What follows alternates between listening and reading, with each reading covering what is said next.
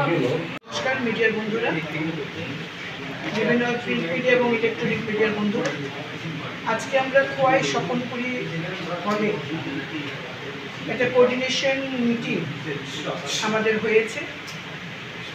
যে মিটিংয়ে রাজ্যের মাননীয় মন্ত্রী বিকাশ দেববর্মা বিজেপি, রাজ্যের মাননীয় মন্ত্রী অনিমেষ দেববর্মা ত্রিপুরা মথা, আমাদের প্রাক্তন মন্ত্রী মেবার কুমার জমতিয়া, আমাদের বিধায়ক ত্রিপুরা মথা এবং অন্যান্য কার্যকর্তারা যারা উপস্থিত, আমাদের প্রাক্তন বিধায়ক প্রশান্ত দেববর্মা আইপিএফটি, সকলে মিলে আমরা একটা কোঅর্ডিনেশন মিটিং করেছি।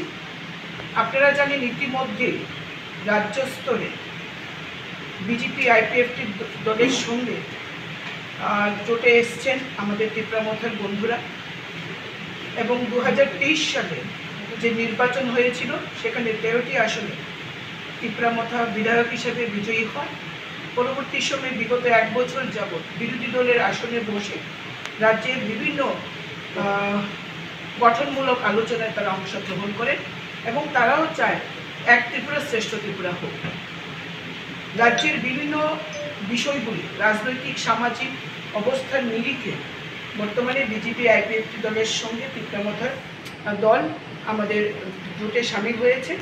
এখন আমাদের ত্রিদলীয় আমাদের সম্মিলিত জোট ভারতীয় জনতা পার্টি, আইপিএফটি এবং ত্রিপুরা মথা। আজকে আমরা এখানে খোয়াই স্বপনপুরী হলে বিজেপি, আইপিএফটি এবং ত্রিপুরা মথার নেতৃত্বদের সঙ্গে বৈঠক হয়। সেই বৈঠকে সিদ্ধান্ত হয় যে আমরা প্রত্যেকটি ডিস্ট্রিক্টে একটা ডিস্ট্রিক্ট ওয়াইজ কমিটি করব। সেখানে প্রত্যেকটা দল থেকে 3 জন করে সদস্য থাকবেন এবং প্রত্যেকটি বিধানসভা ক্ষেত্রে অর্থাৎ মণ্ডলে আমাদের এরকম একটি কোঅর্ডিনেশন কমিটি হবে, যেখানে বিধায়ক রয়েছে সেখানে বিধায়ক এবং 3 দলেরই নির্বাচিত প্রতিনিধিরা, নেতৃত্বরা সেই কমিটিতে থাকবে।